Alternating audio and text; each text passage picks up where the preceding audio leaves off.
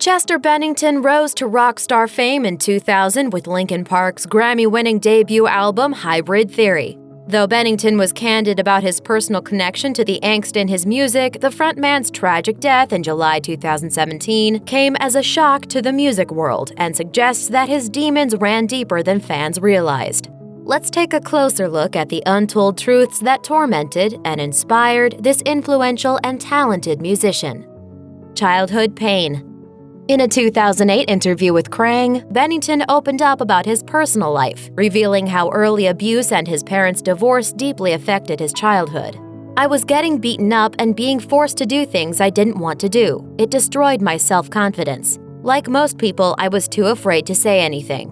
Bennington eventually found an outlet through his first band, Grey Days, marking the beginning of a music career that went on to inspire millions. Unfortunately, it wasn't a completely smooth start, and he looked for an escape in drugs, reaching the point where he was abusing meth, opium, and LSD before he'd even hit age 17. In a 2011 interview with The Guardian, he said, "I remember that stuff happening to me at that stage, and even thinking about it now makes me want to cry." Rock bottom to rock legend. At the age of 23, Chester Bennington moved to Los Angeles and joined an unknown band that called themselves Zero. Warner Brothers passed the group over 3 times before reluctantly signing it in 1999, and the band changed their name to Linkin Park. At the time, Bennington was essentially homeless and living out of his car. He told Rolling Stone, "It wouldn't go over 35 miles an hour. 2 lights were burned out. I had no money to replace them." Despite being a late addition to the tight-knit band, Bennington's dedication motivated the group. Guitarist Brad Delson told Rolling Stone, "We each made our own sacrifices, but Chester's was unique. Because he had so much to risk, he was extremely motivated. He would actually tell us, 'Guys, I don't think we're working hard enough.'" The band's efforts eventually paid off. Linkin Park's debut, Hybrid Theory, became the best-selling album of 2001. Early success. Despite their success, Bennington still felt isolated from the rest of Linkin Park and soon spiraled into addiction. His drug use got so bad that Bennington's bandmates finally staged an intervention. Bennington opened up to Team Rock about those dark times, saying, "I had no idea that I had been such a nightmare. I knew that I had a drinking problem, a drug problem, and that parts of my personal life were crazy, but I didn't realize how much that was affecting the people around me until I got a good dose of, here's what you're really like. It was a shock. They said that I was 2 people, Chester and then that f***ing guy. I didn't want to be that guy." With the support of his bandmates, Bennington got his act together and put his focus back on making music. The Cyberstalker. With new fame came new fans, and with new fans came a whole new world of crazy. In 2006, a cyberstalker began terrorizing Bennington and his second wife, Talinda. The female stalker reportedly called the couple at random hours of the night and made terrifying remarks like, "I know where your kids are," and "I have complete control of your lives." The stalker turned out to be a woman named Devin Townsend, an obsessive Linkin Park fan and an employee at Sandia National Laboratories, a nuclear weapons facility in Albuquerque, New Mexico. When confronted at work, Townsend told the investigator that she had terrorized the Benningtons for months because she was bored. Fortunately, the situation never escalated into anything worse, considering Townsend had what police called a shrine to Linkin Park in her home, along with hundreds of private photos of Bennington and his wife and kids. Side projects. Although Chester Bennington worked mainly with Linkin Park, he also sought other creative outlets for his music.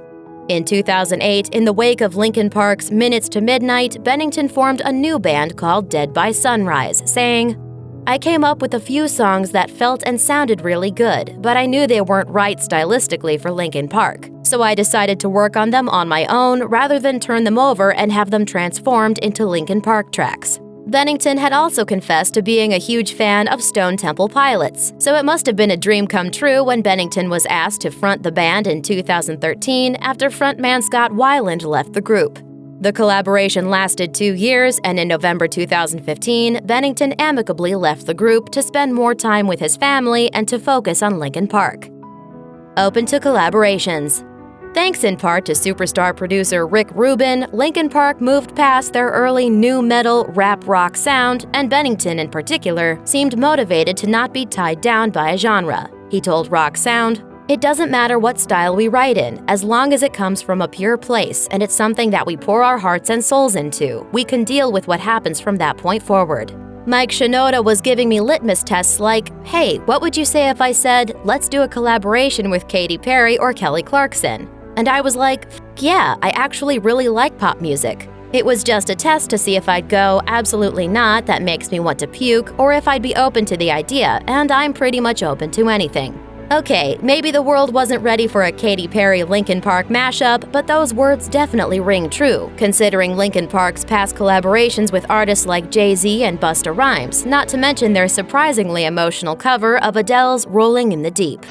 Take me back in time and reach just what you saw. Charity work.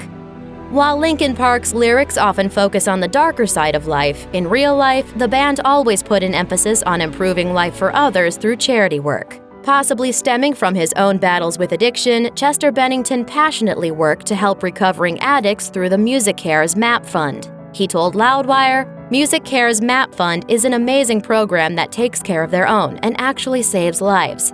It's been so rewarding to support them and see firsthand what they've accomplished for so many artists.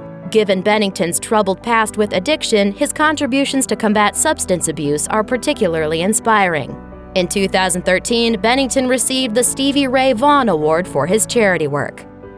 Found on Chris Cornell's birthday. On May 18, 2017, the world mourned the loss of former Soundgarden and Audioslave singer Chris Cornell when he took his own life in a hotel room in Detroit.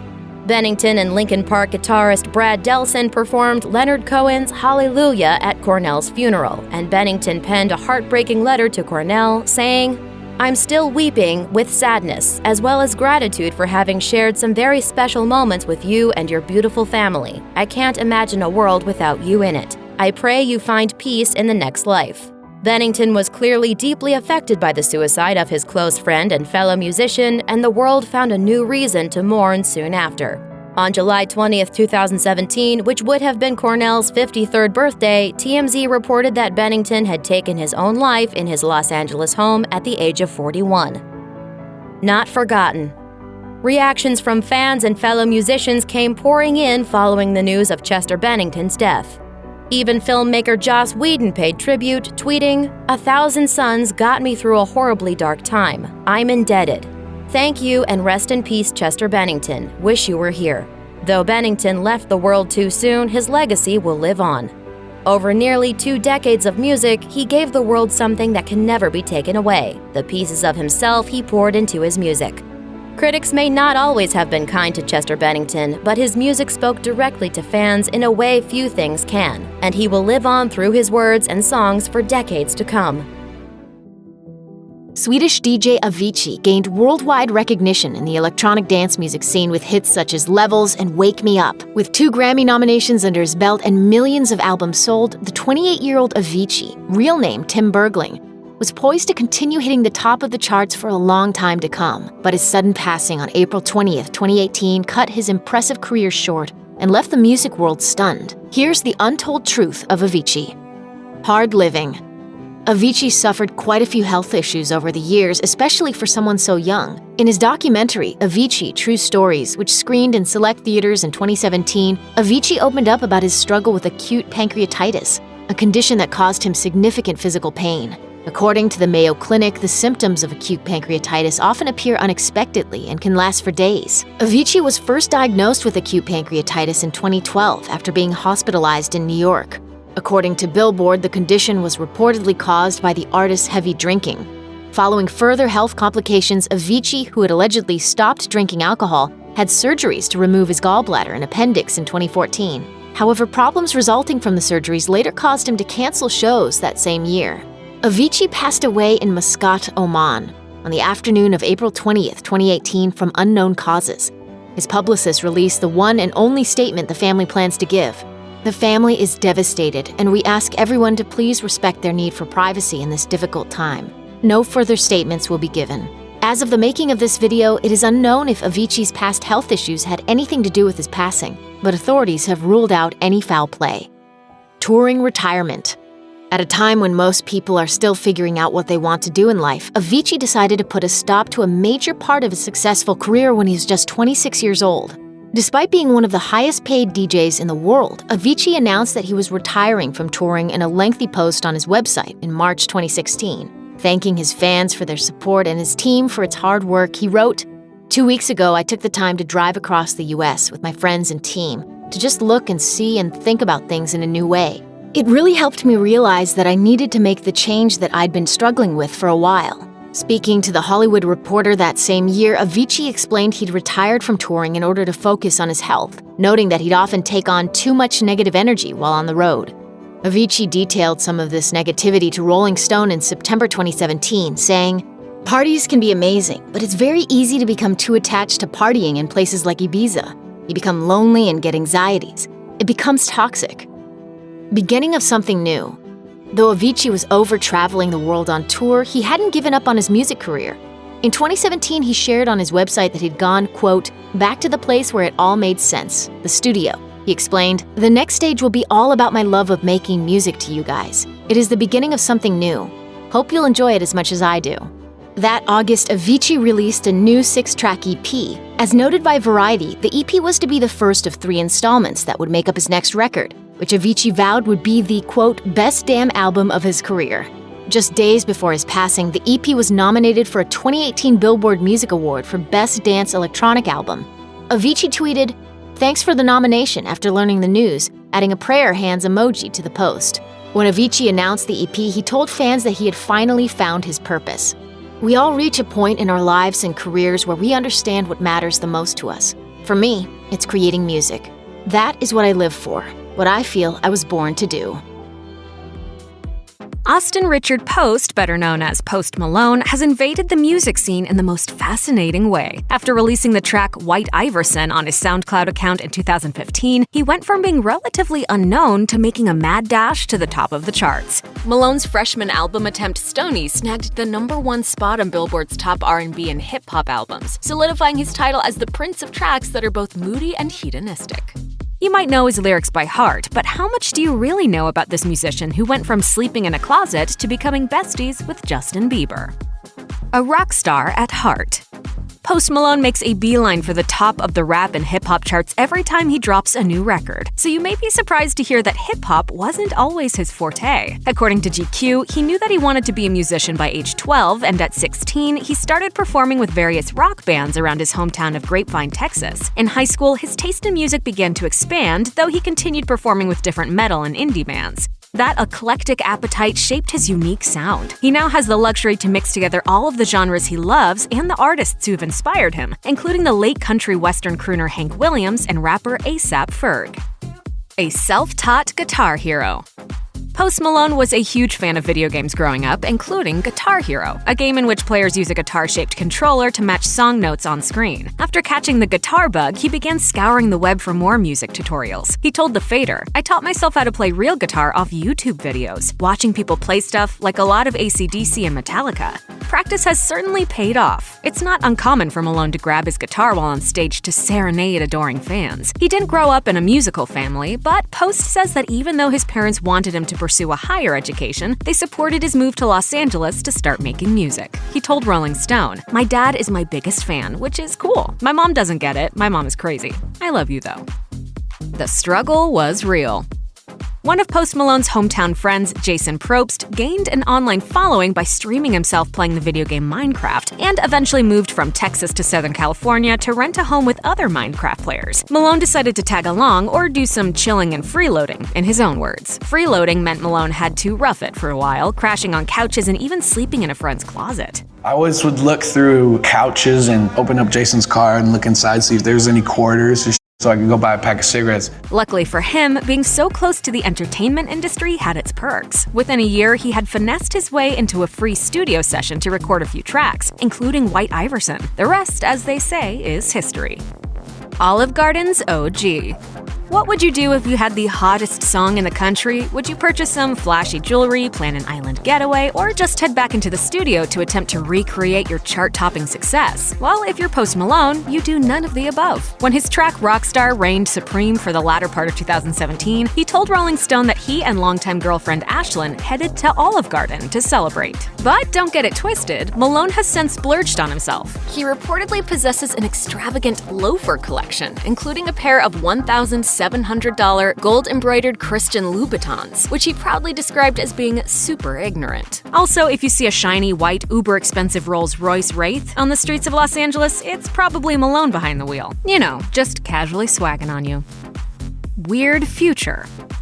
Most people brush off their high school superlatives as nothing more than a snarky teenage popularity contest, but Malone's classmates were on the money. He was voted most likely to become famous, and truer words have never been spoken. Case in point, check out this cheeky video he filmed during his younger years. He also told Rolling Stone that while working at a fast food establishment called Chicken Express in high school, he saved up $800 and blew it all in a pair of, you guessed it, Versace loafers. Let your weird flag fly, Posty. Booze cures all. Every artist has a ritual to get their creative juices flowing. For Post Malone, his rite includes libations. Lots and lots of libations. I'm a lightweight, I just drink too much.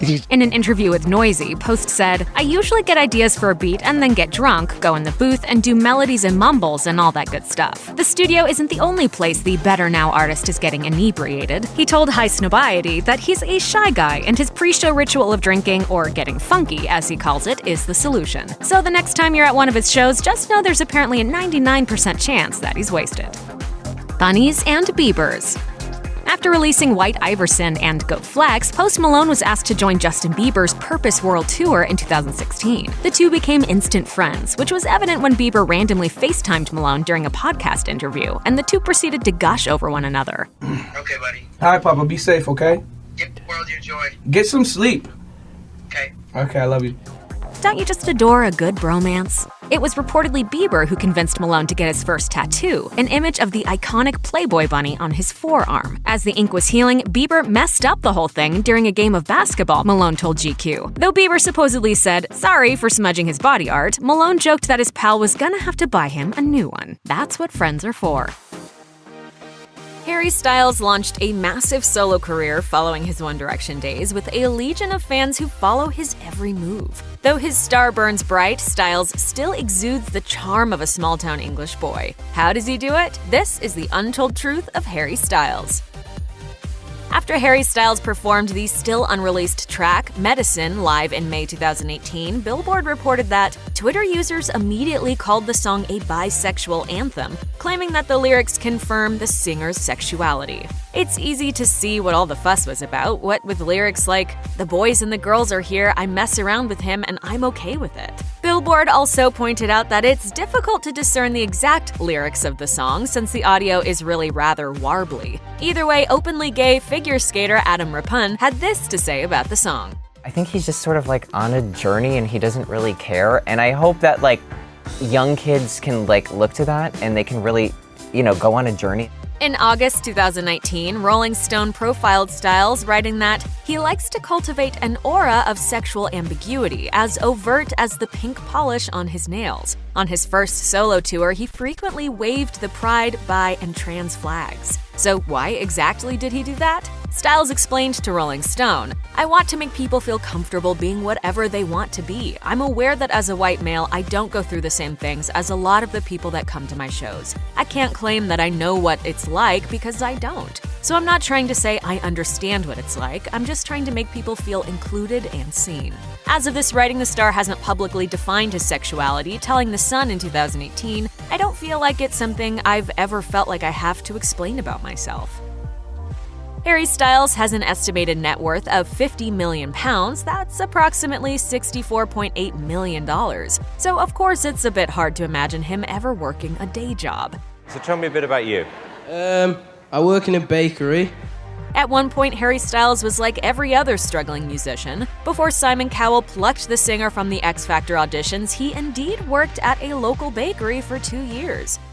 We're going to the bakery that I used to work in. I always kind of pop in when I go home.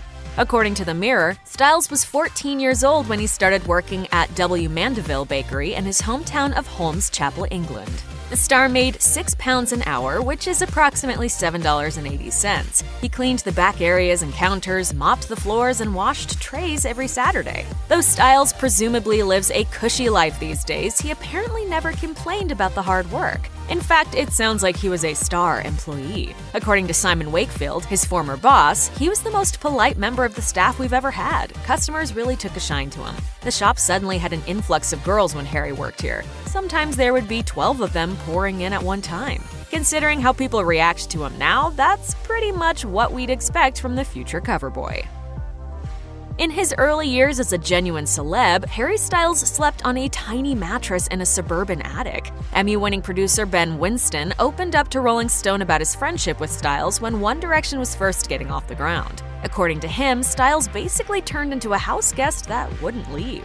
The singer had recently moved out of his childhood home and purchased new digs near the Late Late Show with James Corden producer, but he had to wait 2 weeks before he could move in. Styles asked if he could crash with Winston, who happily obliged, but those 2 weeks suddenly turned into 20 months. As Winston told Rolling Stone, those 20 months were when they went from being on a reality show, The X Factor, to being the biggest selling artists in the world. That period of time, he was living with us in the most mundane suburban situation.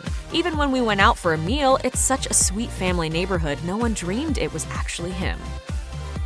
Harry Styles didn't just leave behind his bakery job when he made it big with One Direction, he also left behind his former band. According to the Manchester Evening News, Styles was the lead singer of a pop-punk band called, unfortunately enough, White Eskimo. What sort of experience have you got music-wise? I'm in a band. I'm singing in a band with my friends at school called White Eskimo. Styles only lasted 7 months with that particular band, but the boys trucked on without him. As of the making of this video, they haven't sold over 50 million records like One Direction, but it looks like they're still playing shows. They also released a music video for the song Save Me in September 2019. Meanwhile, White Eskimo's former lead singer hosted and performed on Saturday Night Live in November 2019, but White Eskimo doesn't seem to be sweating it. Will Sweeney took over lead vocal duties after Styles left, and he told the Manchester Evening News that the band doesn't want to live in the shadow of the former boy bander. Trying to compare us to One Direction is like comparing us to Westlife or Metallica to Take That. We are completely different. We haven't been Simon Cowelled. How sassy. Harry Styles' mom might be the reason One Direction ever happened. In an interview with Rolling Stone, the singer admitted that he only ended up trying out for the X Factor because his mom suggested the idea after hearing him sing in the car. As he puts it, your mom tells you things to make you feel good, so you take it with a pinch of salt. Styles ultimately competed in the solo boys category, singing a rendition of Stevie Wonder's Isn't She Lovely, much to Judge Louis Walsh's dismay. Harry, for all the right reasons, I am going to say no, because I don't think you're ready. Regardless, Simon Cowell saw something in the young singer and brought him back to be part of One Direction.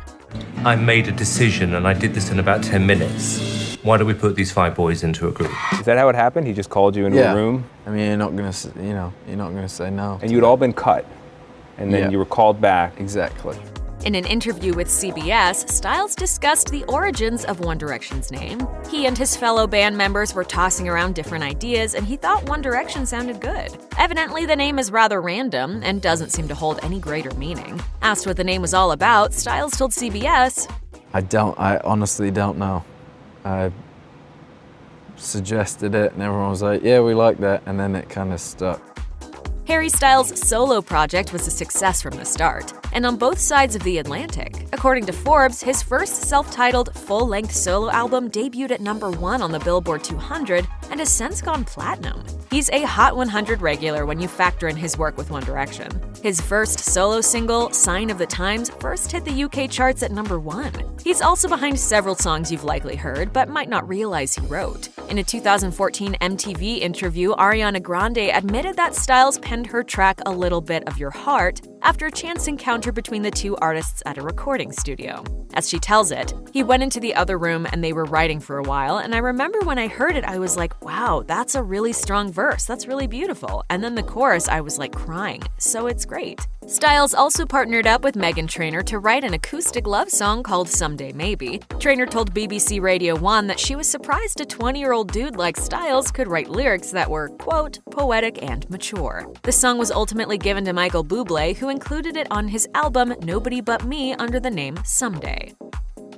Harry Styles reportedly has a passion for romantic comedies. In an interview with BBC Radio 1, the singer owned up to, or rather was called out for, absolutely loving Nicholas Sparks films. He told host Nick Grimshaw, "We kind of got into a routine of like, we would write, and then we'd have dinner, and then we'd watch countless amounts of romantic comedy." He goes on to say, "We'd watch anything that Nicholas Sparks has ever done. I always circle back to The Notebook."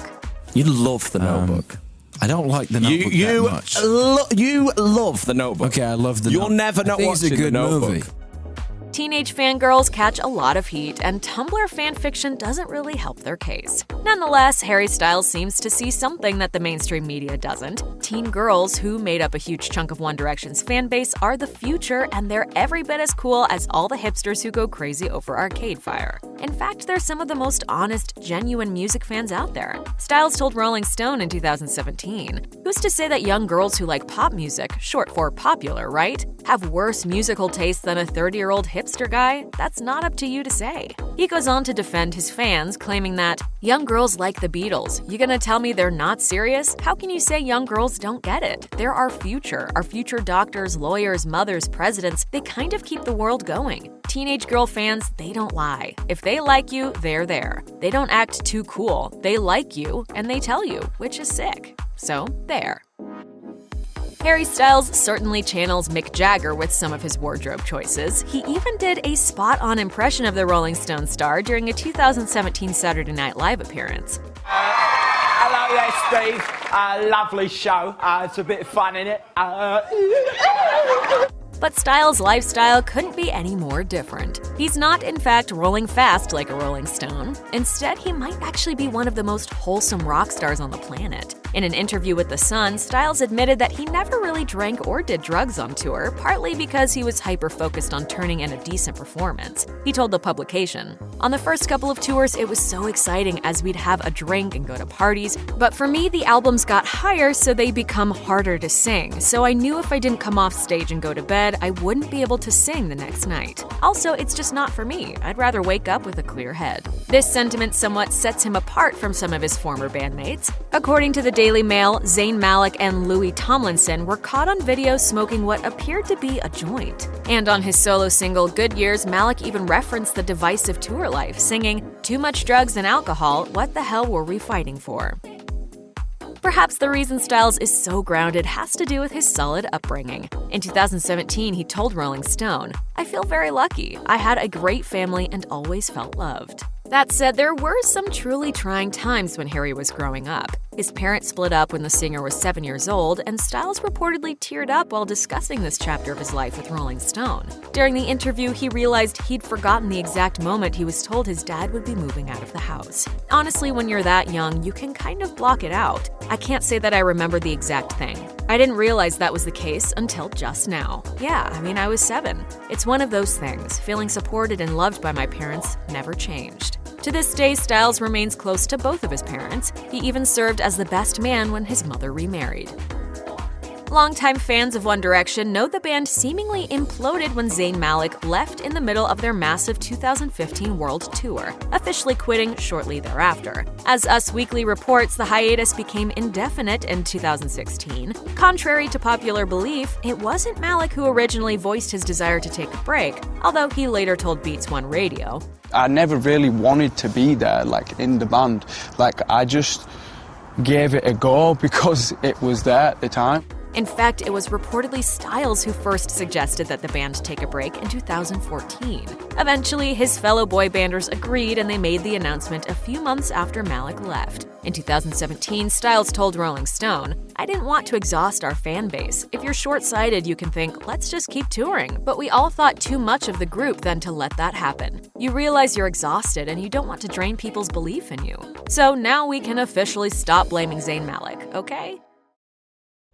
Danielle Bregoli's stardom began on a 2016 episode of Dr. Phil when she uttered the phrase that made her famous. Catch me outside, how about that? She has since reinvented herself as rapper Bhad, spinning viral infamy into Billboard success. This is the surprising untold truth of Bhad. Bregoli was thrust into the public eye in her infamous 2016 episode of Dr. Phil, which was titled, "I want to give up my car-stealing, knife-wielding, twerking 13-year-old daughter who tried to frame me for a crime." Wait, what? She's so over-exaggerated.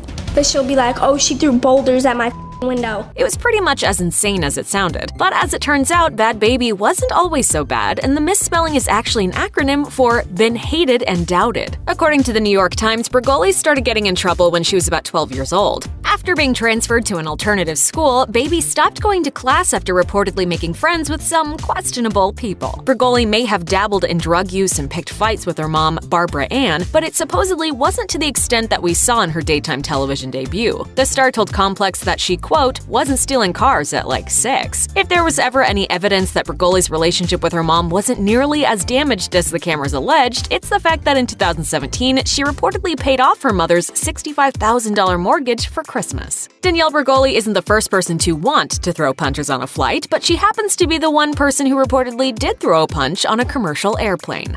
While boarding, an argument erupted between Barbara Ann, Danielle, and another passenger. According to TMZ, the trouble began when a passenger reportedly fought with Bregoli's mom because she was blocking the aisle. Rather than offering to help Bhabie's mama, who was wearing a walking cast for a foot injury, the passenger allegedly wrapped her hands around Barbara Ann's neck. As Bregoli told Power 106 Los Angeles, so I turn around, I'm kind of laughing, I'm like, my mom will literally throw you back in Florida. You don't even need to get on the plane, she'll throw your ass back there. Bregoli reportedly punched the woman, but ultimately decided to back off. As soon as I hit her, I kind of thought about it, that's when I stepped back because I was like, I'm not going to jail in California. The irate passenger subsequently made a citizen's arrest before police showed up. They were all booted from the Spirit Airlines flight, and the airline later released a statement. Police removed 3 passengers from Spirit Flight 310 during the boarding process at LAX Monday night following an altercation. Danielle Bregoli turned her appearance on Dr. Phil into a multi-million-dollar career, all thanks to one particularly memorable soundbite. Catch me outside, how about that? Huh? Catch me outside, how about that? Though her family struggled to make ends meet after her mom's long-term disability ran out, this mother-daughter duo is sitting pretty comfortably in 2019. According to TMZ, Bregoli landed an Atlantic record deal that's been valued in the millions. She also became the youngest female rapper to chart on the Hot 100 with her first single, These Hoes. By that time, she was already reportedly charging a minimum of $30,000 per meet and greet. So just how much money is she making? According to TMZ, a New York bar offered her $5,000 to visit, and she laughed at the idea. According to People, the bankroll got even bigger for Bregoli in 2019 when she positioned herself to be the Kylie Jenner of knockoff makeup. I brought my friend Laquana here with me to help me do my face. So this is highlighter and blush. The star signed a controversial $900,000 endorsement deal with Copycat Beauty, a cosmetic company whose entire business model is built around copying designer cosmetics and selling them at drugstore prices.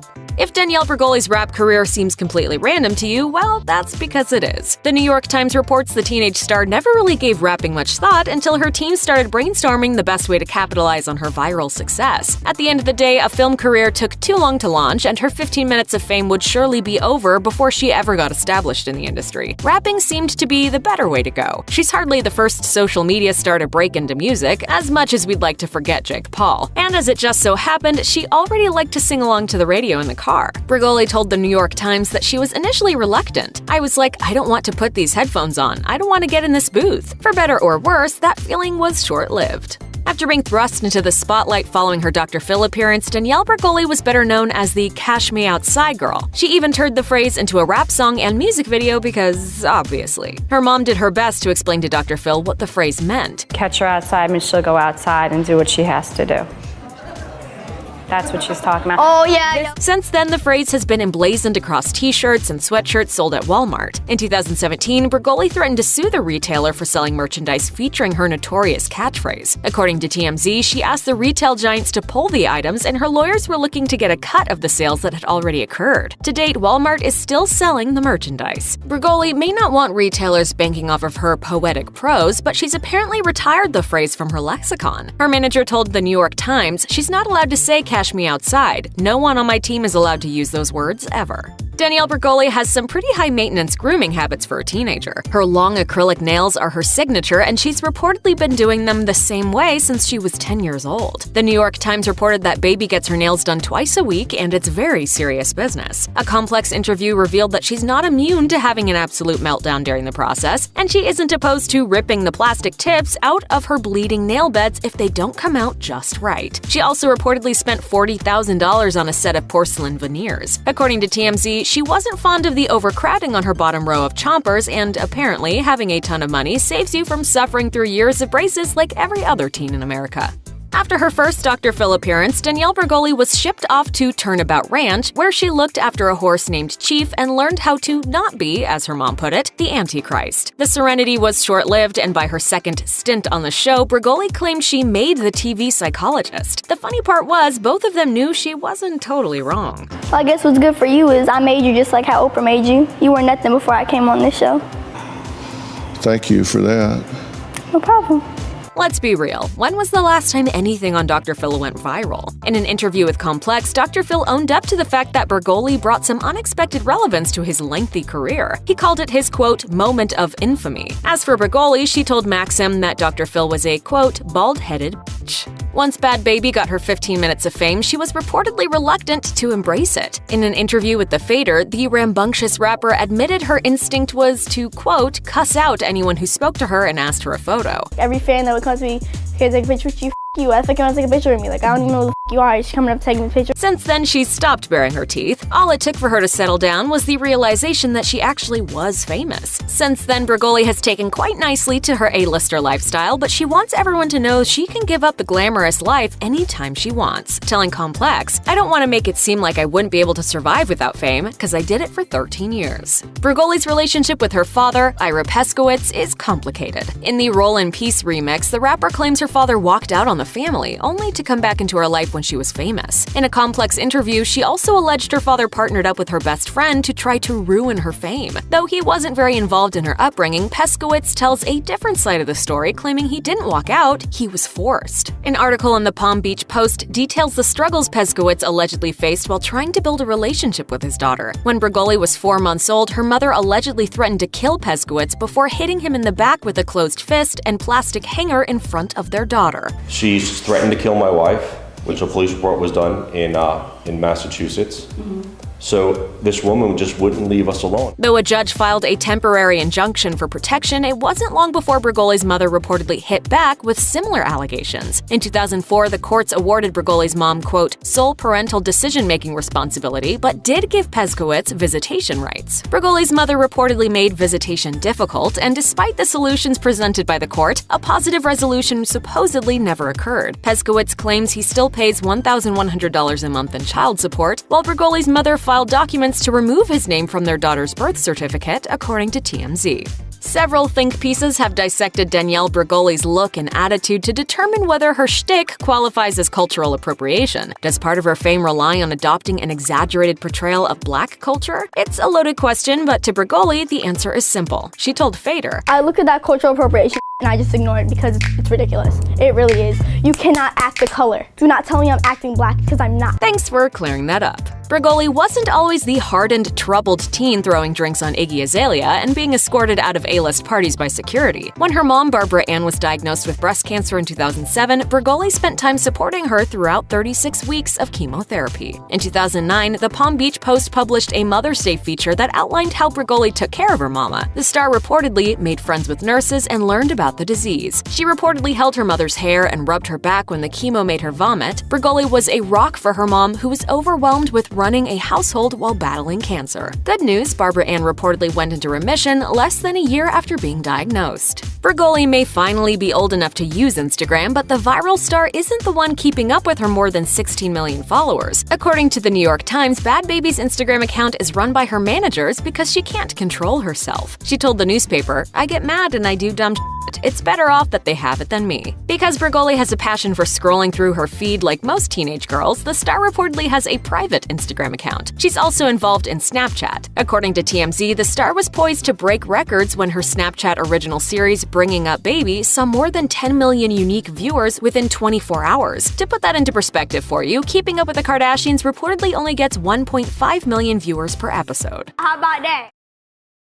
Rapper Kendrick Lamar became a household name with 2015's To Pimp a Butterfly, which earned an impressive 11 Grammy noms and 5 wins, including Best Rap Album. Despite the fame and fortune and his high-profile ties to Dr. Dre's record label, there's still plenty to discover about this Compton, California kid. Does the crew come out every time you come to Compton? Yeah. All in a name. Lamar began his career using his childhood nickname K-Dot, but in 2009, he decided it was time for a big change. Wanting to better match his name to his music, Lamar was reportedly inspired to revert back to his given name by Dave Free, a local DJ and music producer who became Lamar's manager.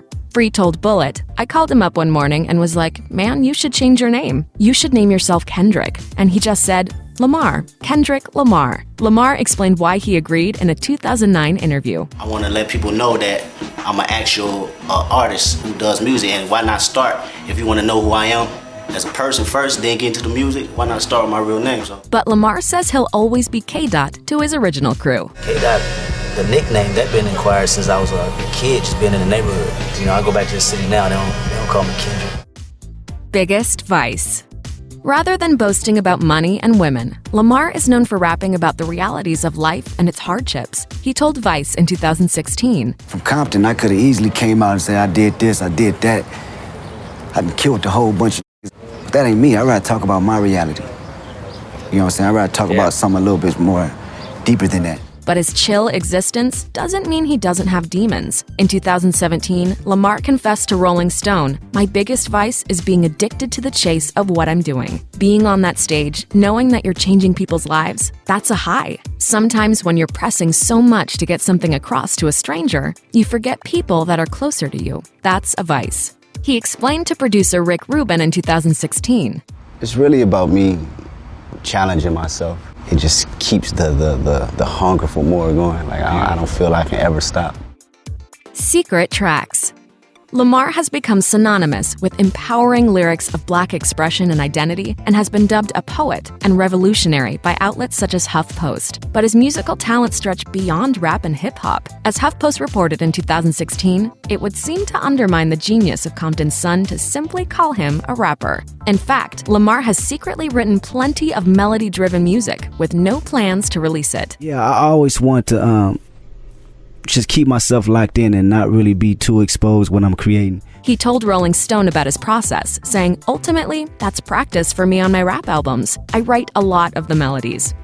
Usually 95%. That's just me flirting with the idea of being able to take it there."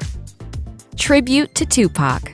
To Pimp a Butterfly was a runaway success, but the record's original title was quite different from the ones fans have come to know. To Pimp a Caterpillar, a tribute to Tupac. Dead End Hip Hop reportedly made the discovery during a roundtable discussion about the album. Lamar confirmed the speculation to MTV News in 2015, saying, That was an original name, and they called it because the abbreviation was Tupac. And for the rapper, the name change also revealed a personal manifesto. Me changing it to Butterfly, I just really wanted to show the brightness of life. Another reason is not being pimped by the industry through my celebrity. Corny hype.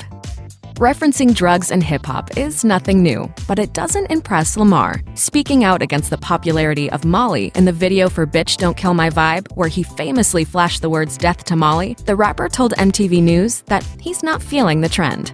You may have certain artists portraying these trends and don't really have that lifestyle, and then it gives off the wrong thing. And it becomes kinda corny after a while. When everybody consciously now uses this term or this phrase and putting it in lyrics, it waters the culture down. So it's really just time to move on. Eminem's test. Eminem and Lamar may have a good friendship and working relationship. Lamar was the only rapper to score a guest spot on Eminem's 2013 The Marshall Mathers LP2, but Kendrick first had to earn the legendary Detroit rapper's respect. During a 2017 interview with The Zach Zeng Show, Ed Sheeran talked of Lamar and Eminem's first encounter, which he reportedly learned about from producer Rick Rubin. Here's how the story goes. According to Sheeran, once Lamar was invited to record a track at Eminem's studio. Kendrick came with all his mates, And Eminem said, I just want you in the studio, just you on your own. When the track was done, Sheeran revealed, Everyone came in to listen to it, and Eminem said he did it to test Kendrick because he thought he had a ghostwriter. Africa experience. Lamar opened up about his life-changing trip to Africa during a 2017 discussion with comedian Dave Chappelle, saying, I went to South Africa, Durban, Cape Town, Johannesburg. This is a place that we in urban communities never dream of. We never dream of Africa. Like, damn, this is the motherland. You feel it as soon as you touch down. That moment changed my whole perspective on how to convey my art. Inspiration. At first glance, it may seem like a strange collaboration, but Lamar recruited U2 frontman Bono to appear on his 2017 record, Damn, with Bono making it into XXX through a twist of fate. Lamar told Rolling Stone, we had a different record we were supposed to be doing together. He sent it over, I laid some ideas to it, and we didn't know where it was going. I just happened to have an album coming out, so I just asked him, like, yo, would you do me this honor of letting me use this idea that I want to put together? And he was open to it. Lamar said the Irish musician has so much wisdom and so much knowledge in music and in life. The things he's doing around the world, just helping people, is inspiring. Work ethic. Lamar's hardcore work ethic has become the stuff of legend. Grammy-winning producer Mark Soundwave Spears confirmed the rapper's dedication to his craft, telling GQ, once he got his whole brainstorming thing down and we knew the direction we were going with Damn, we locked down the studio for months, never left, literally sleeping bags in the studio. Proud of you, Kendrick. Good looking, bro. You famous, man. Nah, he just recognized hard work. The realest feedback. Lamar may have millions of fans, but one of his most honest and passionate critics is his mother. Lamar shared mom Paula Oliver's text about the release of Damn. She wrote, OMG, this CD is the bomb. This is your best one to me, no. Your daddy said you look stressed out on the cover, LOL. Your fans are some diehards. I love them. With all those emojis, Lamar replied, who taught you 100?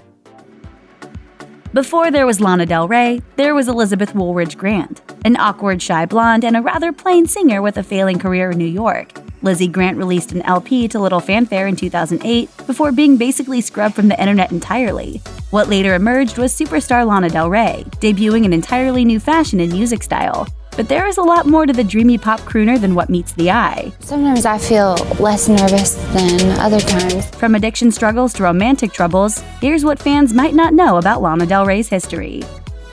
Rewriting the past. Before she began collecting mansions and enjoying her downtime at the Chateau Marmont, Del Rey resided in a mobile home.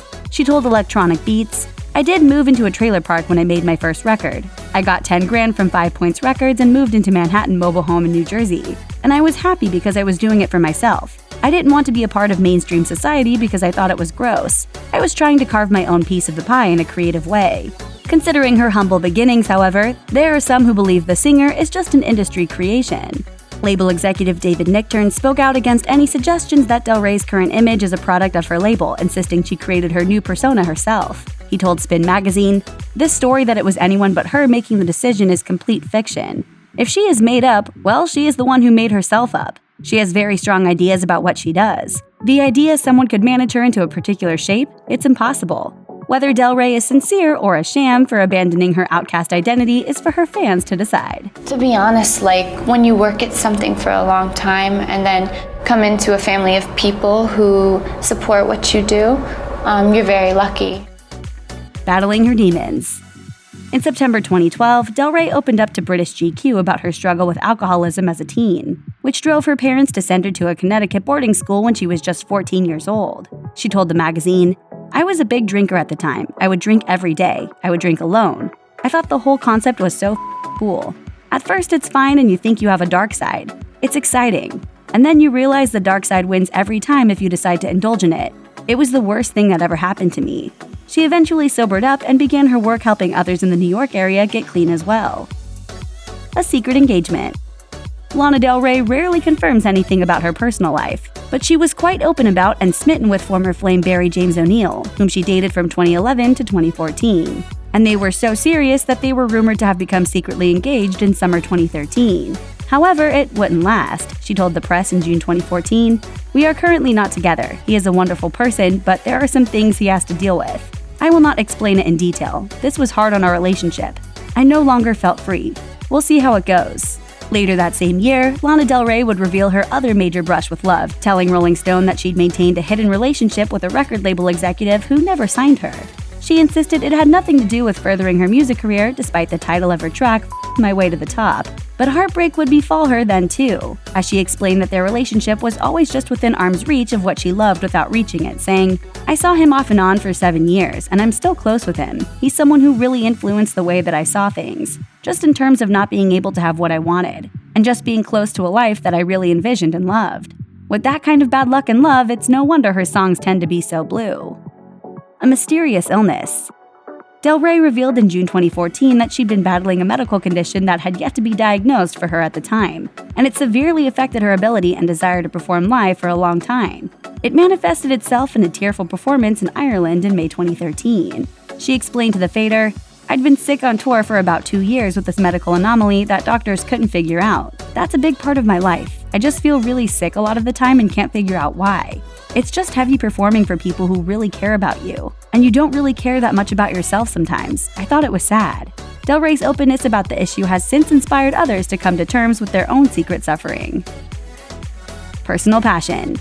Lana Del Rey's album Ultraviolence debuted at number 1 on the Billboard 200 chart in 2014, but she claimed she didn't want anyone to listen to it.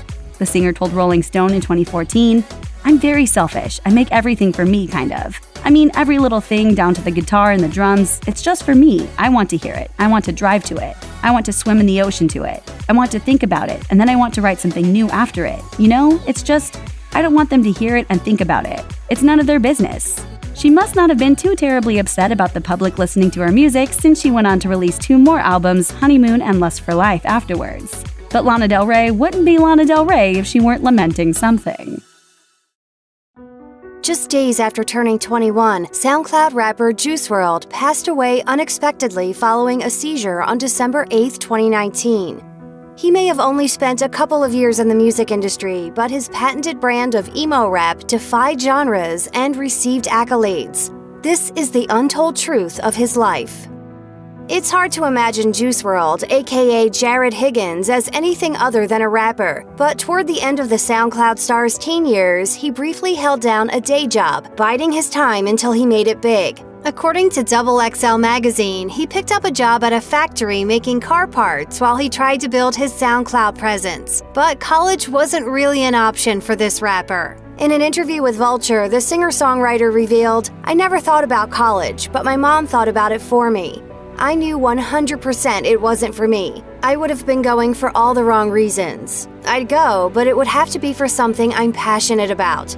In the end, Juice WRLD never had to make the choice between grinding at a meager day job or getting a degree. He was discovered at the ripe age of 18, the same age most people head out for their freshman year of college.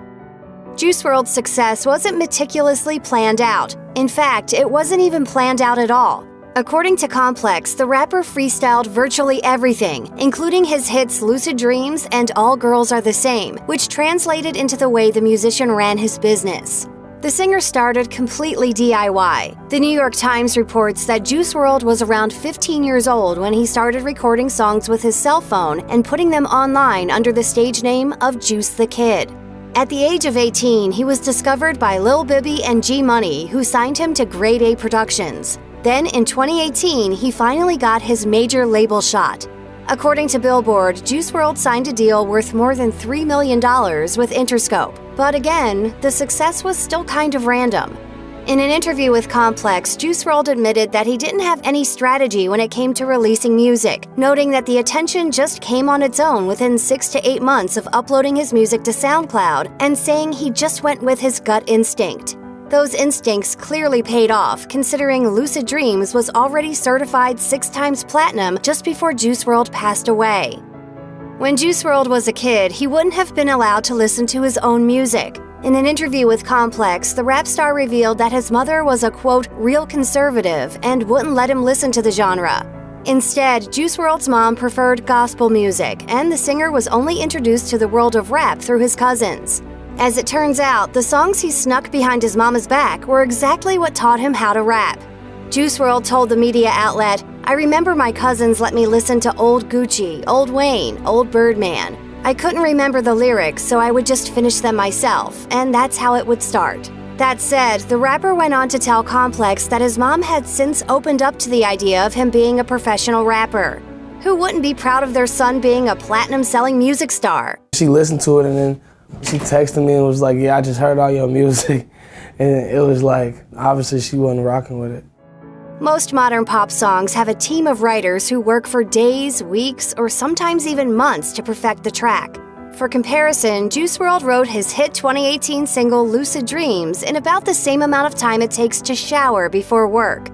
In an interview with Billboard, Juice WRLD revealed that he was a senior in high school when he sat down on the couch in his living room and came up with the chorus and verses of the song.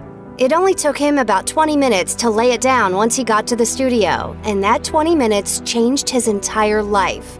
But by 2019, the song became so famous that the rapper was absolutely sick of it.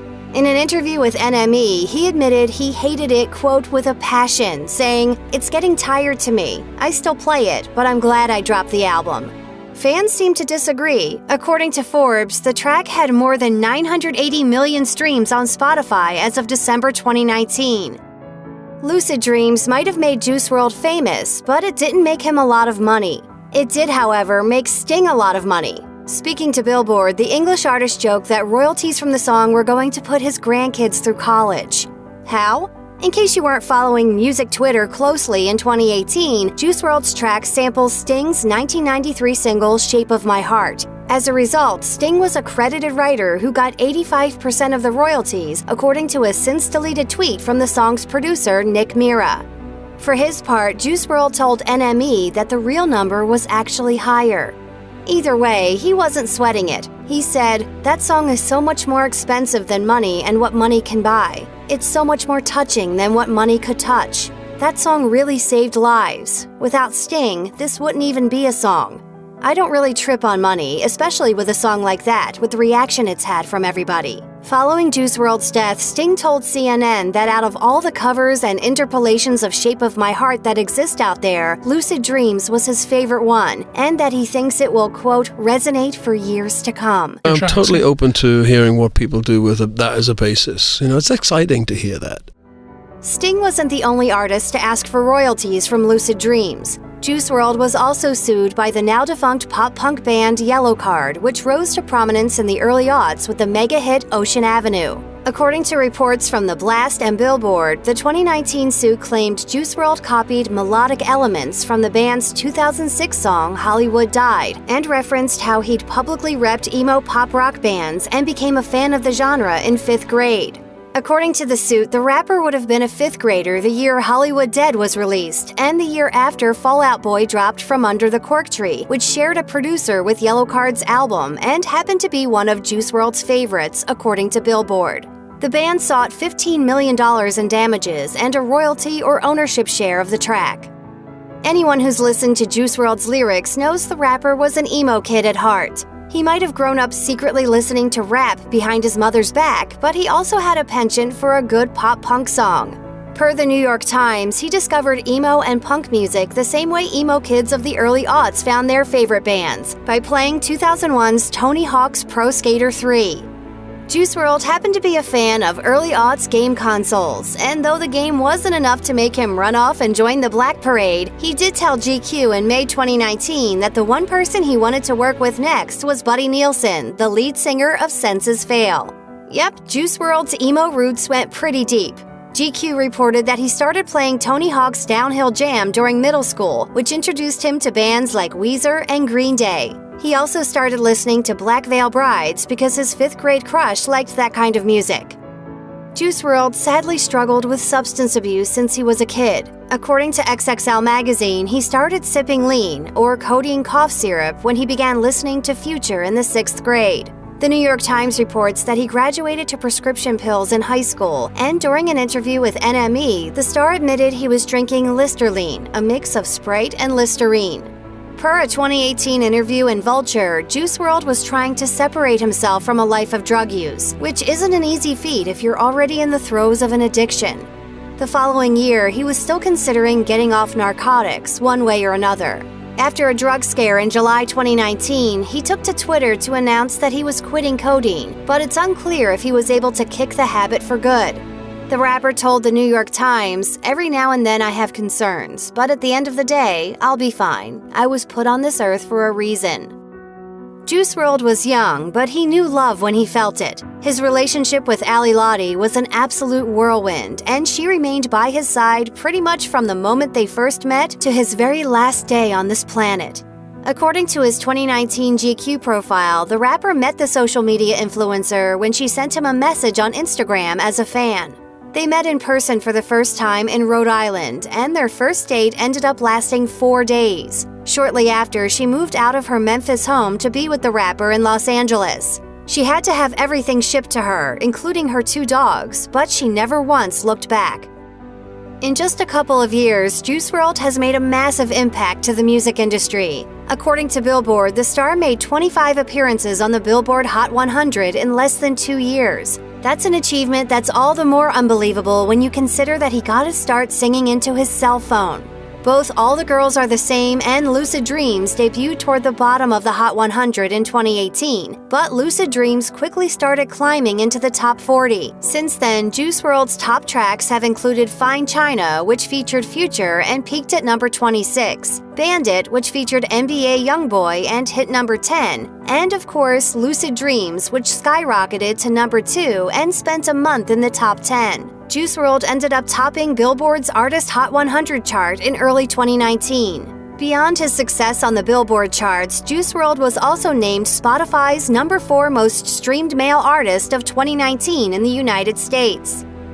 Juice WRLD never rapped for the money. His goal was always to help people get through the same tough stuff that he experienced throughout his life. In fact, he told NME that he purposely rapped about the dark side of drugs to shed light on that sort of lifestyle. There's still other issues to talk about other than heartbreak. Right. You got anxiety, you got substance abuse, you got, there's a lot of issues in the world to talk about. Judging from an interview with Vulture, Juice WRLD went above and beyond to help his fans throughout his short lifetime. Though he was often playing stadiums towards the end of his career, he revealed that he liked smaller shows because he could have conversations with fans and, quote, talk through whatever demons they're fighting. He also told NME that he made music to help others, and it seems like it was working, considering people reportedly told him that he saved lives all the time. It's clear the rapper felt a strong responsibility and didn't plan on stopping. He told Vulture, "I'm gonna still lead people through whatever they're going through, and since I've gone through it, I could forever speak on it no matter how I feel. I could be happy and make a song for people that's dealing with depression. I could be sad and make a song that will make people smile and be joyful." Juice WRLD's tragic passing shocked more than just the rap world. The singer managed to completely defy genres, landing collaborations with Panic at the Disco's Brendan Urie and singer Ellie Goulding. In many ways, he pushed SoundCloud's wave of emo rap into the mainstream, but still suffered the same fate as some of his fellow internet rap pioneers. Fans have noticed that the gutting track Legends from Too Soon may have eerily predicted the rapper's own death. The 2018 EP was originally meant to be a tribute to late rappers Lil Peep and XXXTentacion. Ultimately, Legends saw Juice WRLD question his own mortality, singing, quote, "We ain't making it past 21. The line proved darkly prophetic, holding true for all 3 of the SoundCloud rap pioneers, each of whom did indeed end up dying tragically young. Thanks to her infectious breakout single, Icy Girl, Bay Area rapper Saweetie is one of the most promising artists in the rap game right now. The song went viral in 2017, propelling Saweetie to stardom and earning her praise from some of the industry's hottest artists. In just a matter of months after the song's release, she signed a record deal with Warner Brothers and created her own label, Icy, which shows that she's definitely one to keep an eye on. But there's a lot more to the rapper than just her attention-grabbing single. Let's dive in and explore the untold truth of Saweetie. Hey, what's up? It's Saweetie, the Icy Girl. College grad. Given the many celebrities who've dropped out of school, it's become quite the trend in the music industry to succeed without a degree. Saweetie, however, earned her bachelor's degree in communications and business from the University of Southern California in 2016. She told Billboard, I originally wasn't going to go to college, though. I missed the deadline for my dream school, USC. I chose San Diego State because they had the highest transfer rate to USC, so I started there and after 2 years transferred to USC. She told Interview magazine that she decided to, quote, thug it out and get this degree because nothing was touching a USC diploma. Staying positive. Saweetie wasn't always the icy girl we know and love today. In an interview with the Los Angeles Times, she revealed that when she first wrote the dynamic party anthem, she only had a few bucks to her name. She added, I was disgusted with myself. I went from being a hustler, working different jobs, to renting rooms off Craigslist, and I just wasn't happy. Saweetie revealed that she wrote Icy Girl when she was sitting in her room, which only contained a mattress, in an attempt to will everything she wanted into existence. She told Billboard, I had a few dollars in my bank account, not going out, sitting in my room, and eating a peanut butter jelly sandwich. So what I had to do was stay positive, keep writing raps. Because I didn't have the resources, so I was like, I'm gonna just post my raps, online, and someone's gonna see it, and someone did. She's a Barb. Every artist has that one musician who helped influence who they are and the style of their music the most. For Saweetie, that person was Nicki Minaj. She explained to Billboard, when Nicki came out, she had great punchlines and was rapping about a bunch of different stuff. She reminded me of myself, and I remember being a kid saying, I'm a Barbie too. Saweetie revealed to Interview magazine that it was Nicki's 2007 hit Can't Stop Won't Stop that made her fall in love with her Trinidadian idol. Independent woman. If you were hoping to see Saweetie booed up anytime soon, it's probably not going to happen. I haven't really been dating. I'm really focused on myself. And I feel like it's really early in my career, and I'd like to make sure all the attention is on me. Saweetie is hyper-focused on building her brand, and she has no time for the men in the biz who have hidden agendas. When you're normally networking, it's with men. They claim they want to help you and work with you, but when it comes down to it, they want to go on dates because I was trying to get my music done, and they had hidden intentions. Role model. We've all heard stories of female hip-hop artists being encouraged to pump up their images to fulfill a stereotype, whether it's dressing provocatively, dancing seductively, or penning mature lyrics. But Saweetie has made it very clear that she's not into reducing herself to eye candy for clout. She explained to Hip Hop DX, I don't just show skin to show skin. It's okay when other female rappers do it, however, that's just not my demeanor. High maintenance. Though Saweetie might have gone through some tough times in the past, the bougie lifestyle that she boasts about in her smash single has truly become her life on a day-to-day basis. I've worn my Tory Burch sandals jet skiing. She told Teen Vogue that her lifestyle is the reason she named her very first project High Maintenance. She told Billboard, I feel like when people see me, they can tell that I'm materialistic, and I like keeping myself up. That's where the title comes from. High maintenance, baby. However, she claims there's a deeper message behind it and describes the close relationships in her life as high maintenance as well, meaning she works hard to nurture them. Aretha Franklin, the Queen of Soul, passed away in her home on August 16, 2018, at 76 years old after a quiet battle with pancreatic cancer. Franklin's music career spanned nearly 6 decades and set innumerable records. The first woman inducted into the Rock and Roll Hall of Fame, Franklin sold more than 75 million records and was nominated for 44 Grammy Awards, taking home 18 of them. But her accomplishments don't stop there. At 52 years old, Franklin became the then youngest person to earn a Kennedy Center honor, and in 2005, President George W. Bush honored her with the Presidential Medal of Freedom. Obviously, there are plenty of reasons to RESPECT Aretha Franklin, but here's what you may not know about the woman Rolling Stone praised as the greatest singer of all time. Ties to Martin Luther King Jr. Aretha Franklin's father, C.L. Franklin, was among the most famous preachers of his time, complete with recorded sermons and his own radio show. According to The New Yorker, Aretha was surrounded by music and film legends growing up, including Nat King Cole, Della Reese, Duke Ellington, Smokey Robinson, and Diana Ross. In addition to the era's greatest entertainers, C.L. was also close with one of the most famous and influential men of all time, Martin Luther King Jr. Aretha even went on tour with the father of the civil rights movement and sang at his funeral after his assassination. Trials and Tribulations. In Respect, a biography of Aretha Franklin by David Ritz, the author reveals that the singer got pregnant when she was just 12 years old. Not long after giving birth, Franklin became pregnant again, this time with a man named Edward Jordan, described only as a player in the book. Both children kept Franklin's last name and were raised in the Franklin family home. At age 19, Aretha Franklin married Ted White, a man with a highly controversial reputation who was reportedly abusive to the superstar songstress. In fact, Franklin's close friend Ruth Bowen claimed claimed that Franklin was so miserable in her marriage to White that she turned to food, cigarettes, and alcohol. Thankfully, the star reportedly got sober in the 1980s and quit smoking cigarettes in the 1990s. Legendary diva demands. Diva is as diva does. Aretha Franklin reportedly wouldn't get on stage for any reason unless she was paid a cool $25,000 upfront in cold, hard cash. And that's only a small portion of what she got paid per performance. The Smoking Gun reported this to be the reason for Franklin always lugging around a giant purse, sometimes even on stage. But that's not all. Franklin's tour writer reportedly required the air conditioning in each venue to be turned off an hour before her arrival, 5-star hotel accommodations for her and her entourage that did not exceed the 5th floor, and canapes in her dressing room. But the best of all her demands? Franklin had a special clause in her rider specifying that she would not perform to a segregated audience. Now that's a diva demand worth celebrating. She hated flying. Franklin was terrified of flying after a turbulent trip on a small aircraft in the early 1980s. According to Time, she didn't fly for decades following the incident. As a result, she even turned down an offer to perform for the Queen of England to avoid the flight overseas. However, in 2016, Franklin told The New Yorker that she was taking anxious flyer classes and planning to take a short flight to get adjusted to the idea once again. She'd reportedly grown sick and tired of long trips in a tour bus, noting a particularly grueling ride from her Detroit area home to Los Angeles. Said Franklin of the insufferably long road trip, "That one just wore me out. It's a nice bus, but it took days, and I'm thinking about making the flight from Detroit to Chicago.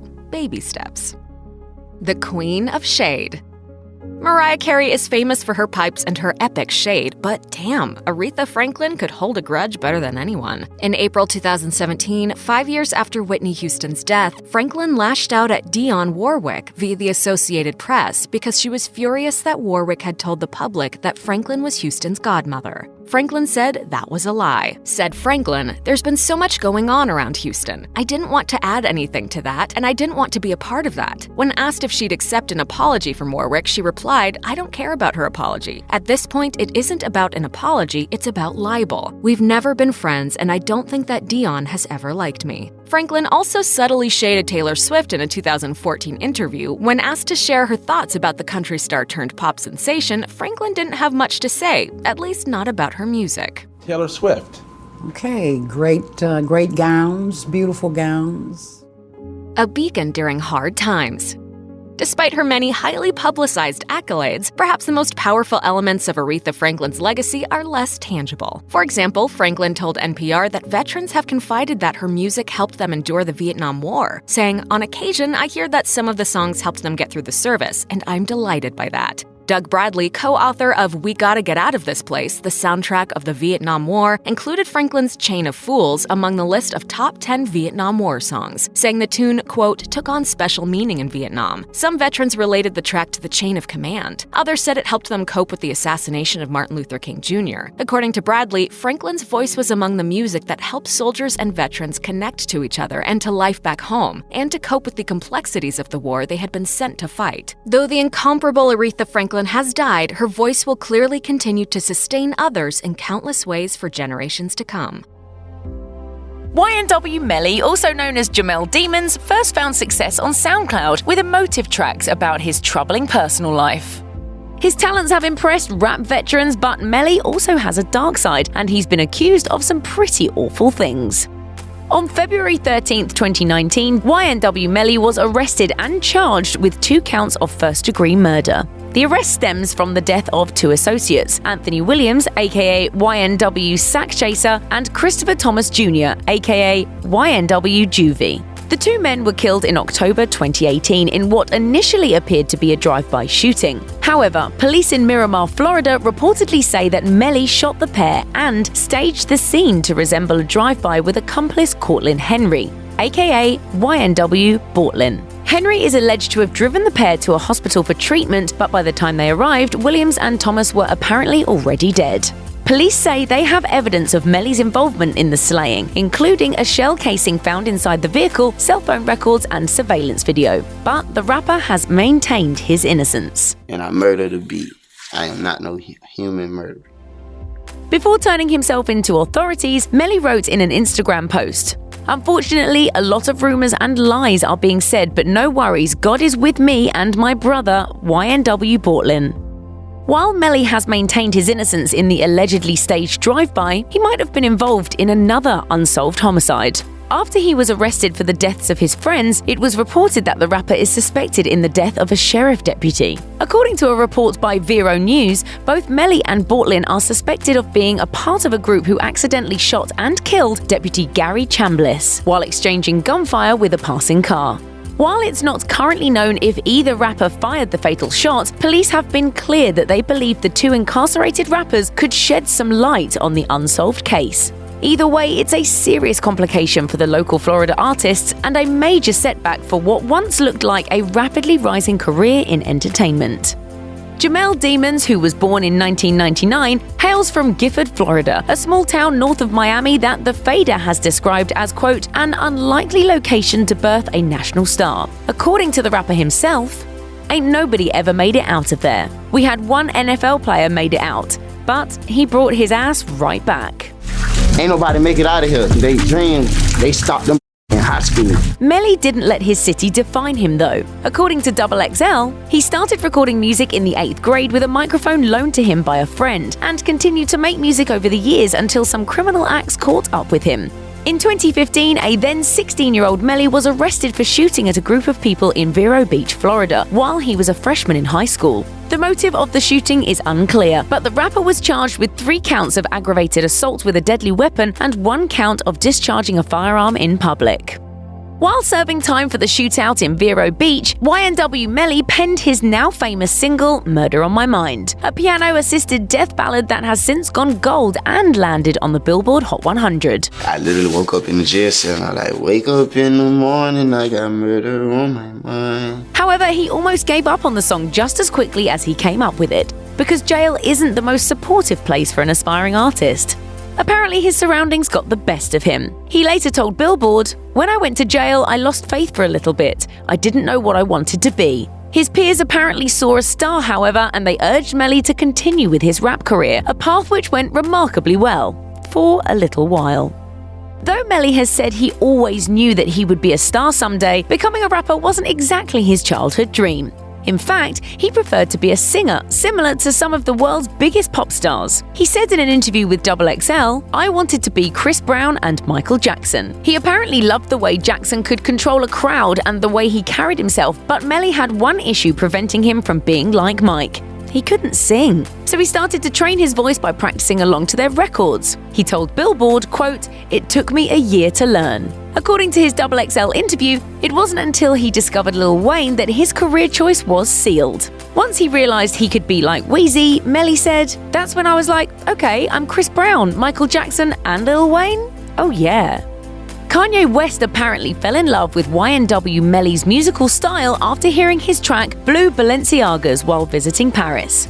He then had a representative contact the rising star in hopes of scoring a collaboration. Melly at first believed the attempt to contact him was some kind of prank. I ain't believe it at first because it went through his A&R at first. I ain't believe it. And then my brother, my manager, he told me, he's like, nah, bro, for real. After being flown out to LA, Melly showed Kanye some of the songs that he'd been working on, and when he heard the unfinished song Mixed Personalities, knew he had to jump on the track then and there.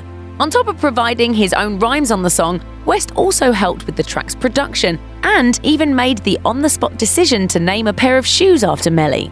Considering West's fame and genius for production, it's not surprising that the track made its way to the top 10 of the Billboard chart. What remains to be seen is if Melly will ever be able to reach those heights again, or if he's doomed to be locked up for a long time for the crimes he's been accused of.